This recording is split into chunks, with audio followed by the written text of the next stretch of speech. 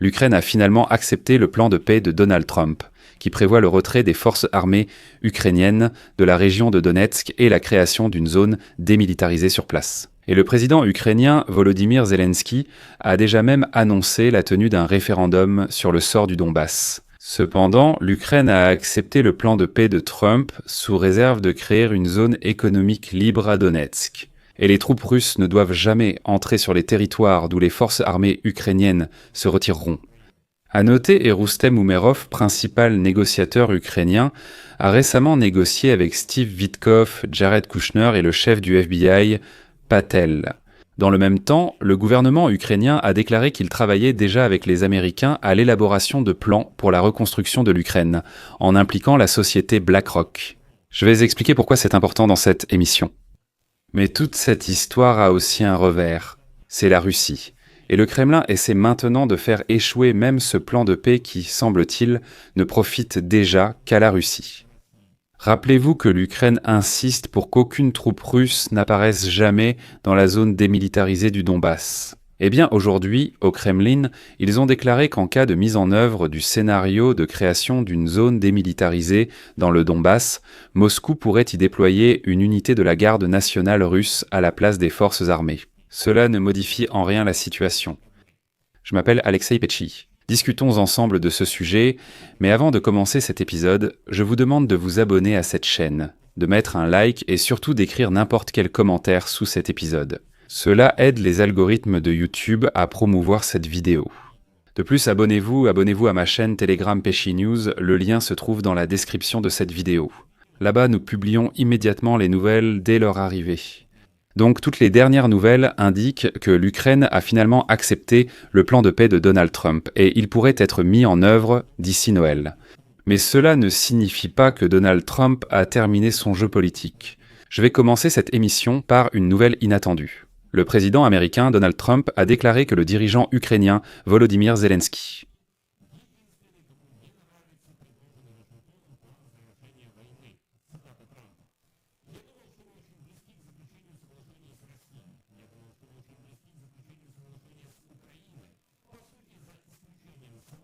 Et donc, selon Trump, le plan se compose, je cite, de 4 ou 5 parties, mais certaines choses en ont été retirées lors des négociations.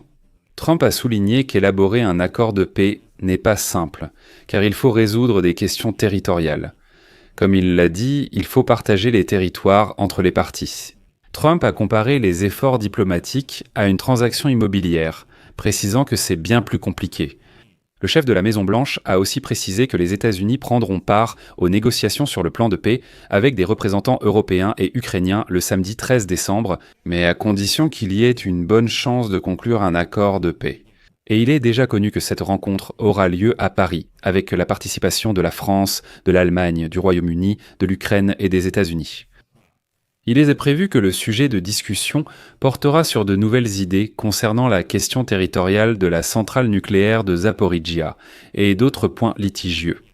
D'après les dernières nouvelles, les chances de conclure un accord sont élevées. Et aujourd'hui, des sources de 2 publications, Politico et Le Monde, ont déclaré que la dernière version du plan de paix que l'Ukraine a transmis aux États-Unis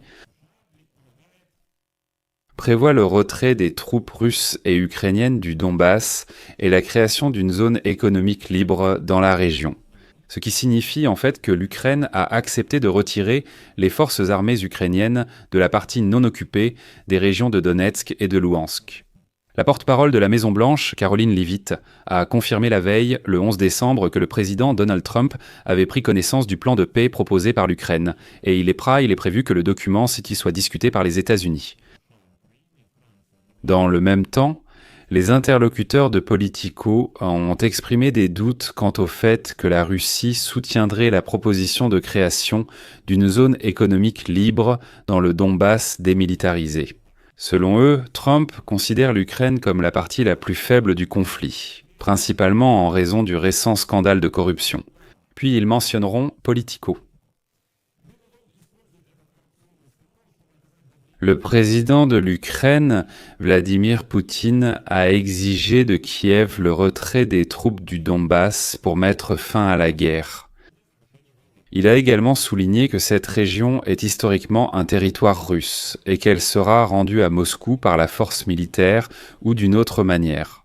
Entre-temps, je tiens à souligner que Zelensky lui-même a publiquement déclaré la veille que l'idée de créer une zone économique libre sur les territoires du Donbass contrôlés par l'Ukraine avait été proposée par les États-Unis.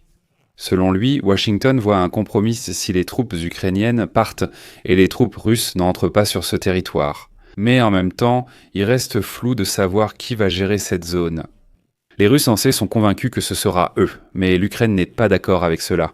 Selon Vladimir Zelensky, lors des négociations pour la paix, le retrait des troupes russes de petites zones est discuté. Dans le nord-est de Kharkiv, Soumy et le sud-est de Dnipropetrovsk. Les lignes de contact dans les régions de Zaporijia et de Kherson, partiellement occupées par la Russie, resteront là où elles se trouvent aujourd'hui. Selon le président ukrainien, les États-Unis ont également proposé d'envisager une gestion conjointe avec la centrale nucléaire de Zaporijia, qui est actuellement occupée par les Russes. Une nouvelle est apparue ici, impossible à ignorer comme un signal. Volodymyr Zelensky, président ukrainien, s'est dit prêt à organiser un référendum sur l'avenir du Donbass, que le Kremlin, soutenu par les États-Unis, veut céder à la Russie pour un accord de paix. Le peuple ukrainien devra répondre à cette question par des élections ou un référendum, mais il doit exprimer sa position. La partie américaine considère que les forces ukrainiennes se retirent du territoire du Donbass, et le compromis serait apparemment que les forces russes n'entrent pas sur ce territoire, des régions de Donetsk et de Louhansk. Ils ne savent pas qui va administrer ce territoire, qu'ils appellent déjà zone économique libre ou zone démilitarisée. Eh bien, la veille, je rappelle que les dirigeants de l'Allemagne, de la France et du Royaume-Uni ont eu une conversation téléphonique avec Donald Trump au sujet de l'accord de paix. Eh bien, comme le rapporte le Wall Street Journal, le président des États-Unis a déclaré aux Européens qu'il devait en faire pression sur Zelensky pour qu'il accepte le plan proposé par Washington, selon lequel Kiev accepterait des concessions territoriales et limiterait le nombre de ses forces armées. Le chancelier allemand Friedrich Merz, après avoir parlé avec Trump, a déclaré que lors des négociations de paix, il s'agissait avant tout de concessions territoriales que Kiev était prêt à faire, c'est-à-dire qu'il n'est absolument pas question de ce que la Russie devrait concéder. De plus, la version du plan de paix a modifié la disposition concernant le nombre de forces armées ukrainiennes. Si, dans la première version de 28 points, l'armée ukrainienne ne pouvait pas compter plus de 600 000 hommes dans le dernier document, ce chiffre est de 800 000. À ce propos, Zelensky a aussi fait une déclaration, je cite. « Il y avait différents chiffres dans les documents. D'ailleurs, souvenez-vous, en 2022, il voulait une limite de 40 000 ou 50 000. À ce jour, le document indique l'effectif réel de l'armée actuelle. Cela a été convenu avec les militaires, 800 000 soldats. Il est important de noter que les Russes ont déjà annoncé vouloir prendre le contrôle direct de la région de Donetsk, et même de cette partie d'où il est prévu que les forces armées ukrainiennes se retirent. Moscou pourrait déployer une unité de la garde nationale russe dans le Donbass au lieu de l'armée, si une zone démilitarisée y étant créée, a déclaré Yuri Uchakov, assistant du président russe et membre du groupe de négociation sur l'Ukraine. Voici sa citation. « Quelle que soit l'issue, ce territoire est un territoire de la Fédération de Russie, et il sera sous le contrôle de nos administrations. Un cessez-le-feu ne pourra avoir lieu qu'après le retrait des troupes ukrainiennes. Et que se passera-t-il ensuite ? À mon avis, on peut en discuter, car il est tout à fait possible qu'il n'y ait pas directement de troupes russes ou ukrainiennes là-bas. Oui, mais il y aura la garde nationale russe, il y aura notre police, il y aura tout ce qu'il faut pour maintenir l'ordre et organiser la vie. » Et ensuite, Uchakov a de nouveau répété que, soi-disant, tôt ou tard, la partie du Donbass restant sous contrôle ukrainien sera rattachée à la Russie. Comme il le dit, si ce n'est pas par la voie des négociations, alors ce sera par la force militaire.